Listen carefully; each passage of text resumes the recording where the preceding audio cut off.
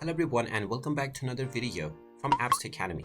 In this video, I'm going to talk about logging in to your account on the Tome app. So let's get started right away. Now, if you have installed the Tome application on your device from the App Store or the Google Play Store, then in order to use it, you can tap on the Open button and this will open up the application right away. One thing that you will notice is that you are not asked to sign up for any account, and you will also not see the sign in option or the sign up option if you look into settings as well as more options.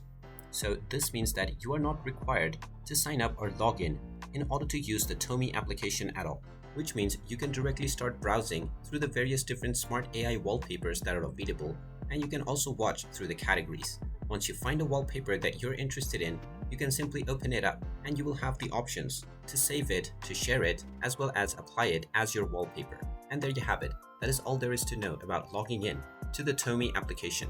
If you find this video helpful, make sure you hit that like button and subscribe to our channel if you haven't done so already. Also ring that notification bell to never miss another update from us. Thank you for watching and I will see you again in the next video.